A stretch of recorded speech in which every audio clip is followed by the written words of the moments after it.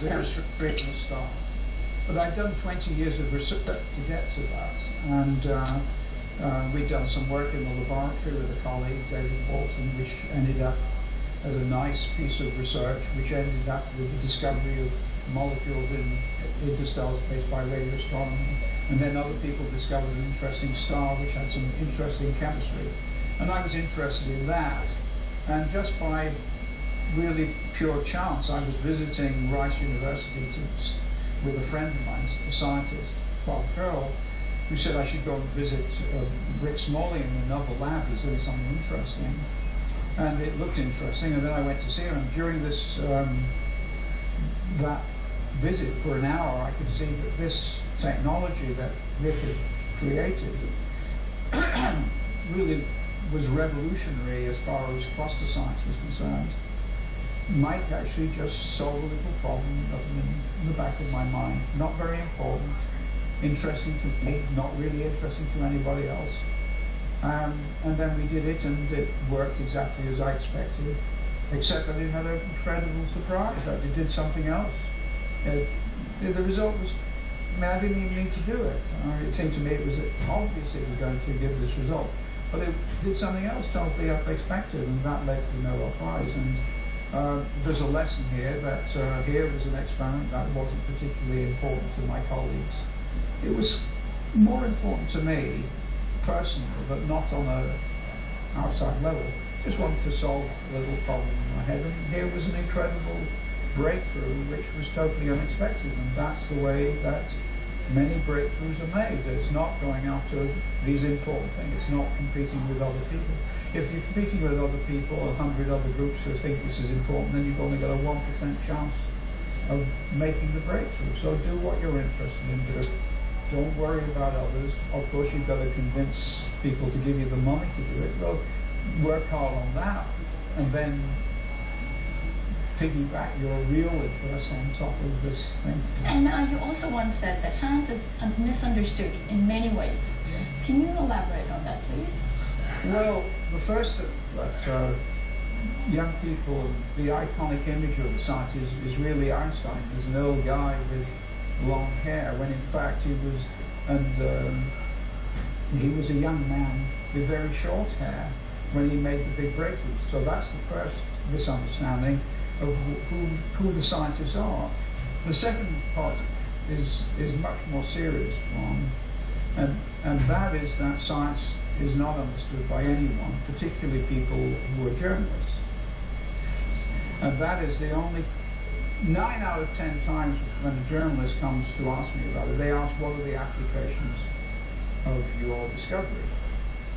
Now, that's because the only thing understood is not the science itself or what the discovery was, but how it can apply to society. But that's not the way that much science works.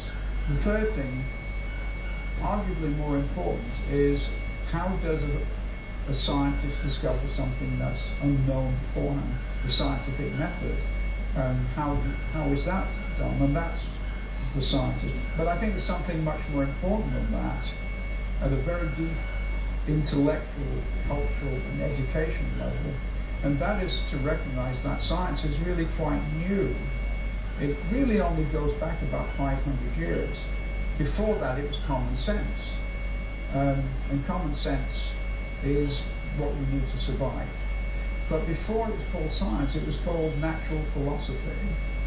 And the point that I make is natural philosophy is the only construct we have to determine what is true with any degree of reliability. And I think we should teach that to young people in school, and we should teach them to question and ask people, ask their teachers, just a minute, you're telling me this. How do you know it's true? What is the evidence for what you're telling me? And if they can't find evidence, then it's not necessarily true. Upon his arrival in Hanoi, Professor Kroto has joined a press briefing at Hilton Hanoi Opera. Let's take a look. As part of the 4th ASEAN-British Dialogues Towards a Cultural Peace series, Nobel laureate Professor Harold Kroto was invited to be a speaker during his stay in Hanoi. Known for one of the most important contributions to the development of nanoscience, Professor Kroto hoped to have some impact on Vietnam's education sector.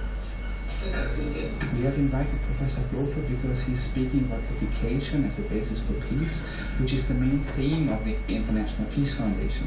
Because we are supporting universities with connecting them with Nobel laureates. We are supporting education and schools because we think that this is the real basis for peace in the future. Professor Kroto isn't only focused on science. He also made a lot of efforts to help boost education and science around the world. Answering questions from Vietnamese journalists during the visit, he emphasized the importance of education, saying that it's good for the development of Vietnam in the future.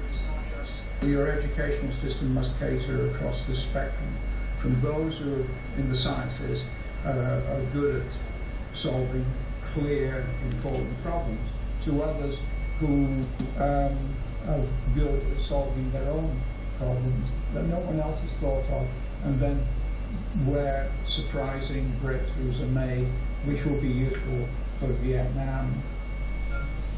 During this visit, Professor Kroto met Deputy Prime Minister Nguyễn Thiện Nhân and students at the Vietnam National University, Hanoi. This is the first visit of a Nobel laureate in chemistry to Vietnam. It's not just...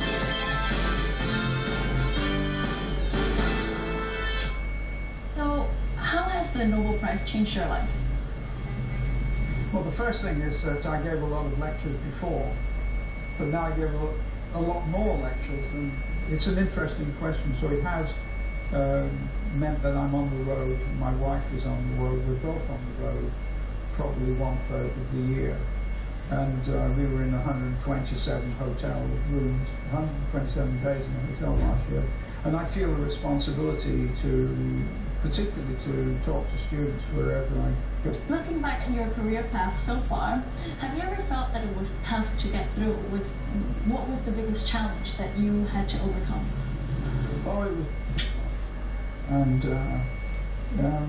I mean, personally it was very hard, but got a lot of support family-wise, really burden of taking off, and I think probably not very good because I worked too much, and certainly at the start, over much, and I think to some extent, you know, that took the toll on the family a lot more. But I think science is not easy, and it was 100%. I mean, not later on, but certainly at the start, to get research going. I didn't know how. I think if I'd known how hard it was, I would have done something else. I've often said it's like going in the ring with Muhammad Ali. And on Monday, Tuesday, Wednesday, Thursday, you get knocked out in the first round, you pick yourself up on Friday, maybe get to the second round. Once a month, you get to the third or fourth round.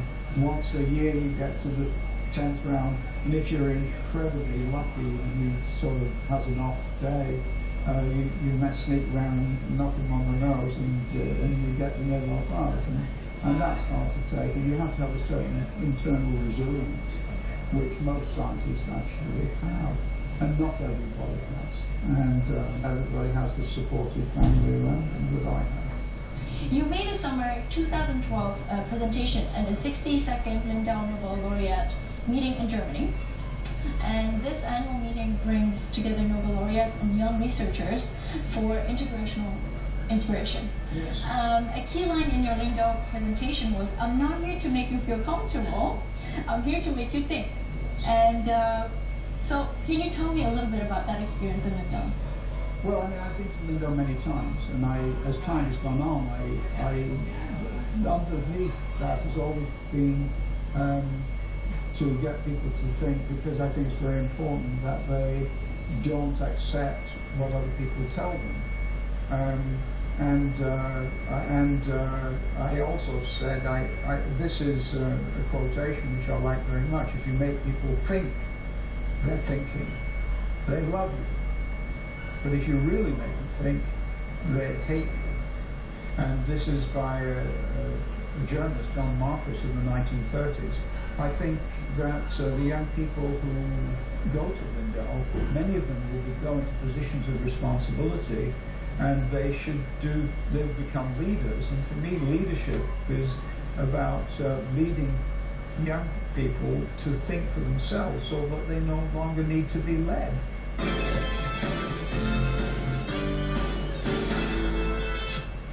So we know you're committed to global science education and the development of internet streaming technologies. Can you tell me a little bit about your success in the field? No, I'm not sure it's successful. I think it's successful, but I started off over 15 years ago making programs for television, BBC television, because they have an open access slot.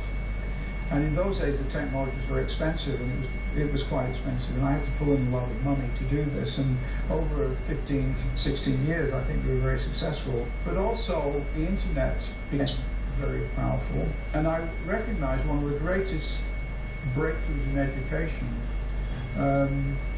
was Wikipedia. However, it seems to me it's objective. What we're trying to do is go into the next step from Wikipedia and subjectivity. I want to see the person who created a particular idea. I like to see young people trying to teach. They don't even need to have a lot of experience. I just want to see their enthusiasm for that. We're distributing an idea so that schools, universities, individual teachers can contribute this, recording themselves, explaining particular concepts that they developed. Everybody sees something in a different way. We're looking at the same object, the same idea, the same story, and they interpret it in different ways. And I think life is about